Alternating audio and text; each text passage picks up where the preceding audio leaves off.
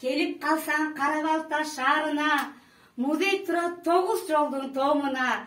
Кайрыла кет Угуп Баатыр баянын, тосуп чыгам даам алып колума.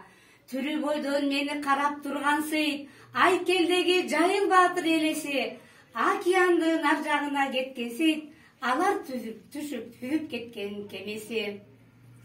Баян кылып баатырлардын эрдигин, унуткарбай айтып келем урпакка. Тең тайлаша эрдин ишин аткарган, таазим этем Темиржандай апага. Тейиз элки элестерге арбалып, жүргөнсүмүн айткандарын аткарып, жалгыз эмес Жайыл Баатыр жанында, жашап келем, иштеп келем мен музейди башкарып. Бүгүнкү Жайыл ата коомунун мүчөлөрүнүн катышуусунда өтүп жаткан иш-чара Жайыл районундагы Жайыл Баатыр музейинде Жайыл ата коомунун мүчөлөрү менен иш алып бара жатабыз. Биздин максатыбыз Жайыл ата коомунун түзүлгөндүгүнө 30 жыл болду. Эгемендүүлүккө да 30 жыл болду.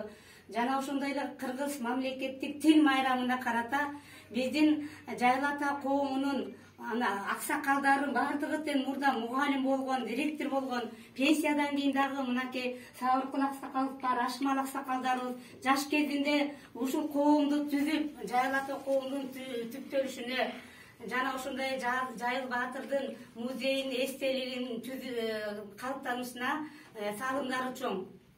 Жана ушундай иш-чараны инициативасын көтөрүп, Жайыл ата коомунун ичинде Темиржан эне аялдар канатынын мүчөсү, жана ошондой эле Кара Балта шаары мэриясынын кыргыз тил боюнча адиси Байбасунова Гүлжан эже өзүнүн окуучулары менен музыкалык мектеп жана ошондой эле Сосновка айылындагы мектеп окуучулары менен келип, биз бүгүн тил майрамын өткөрүп жатабыз.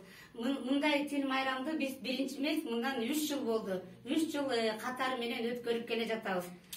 Жана ошондой эле башка дагы Жайыл Баатырдын эрдигин тамазалаган иш-чаралар болуп турат. Жана ошондой эле мына быйыл эле 26 августта Жайыл Баатырдын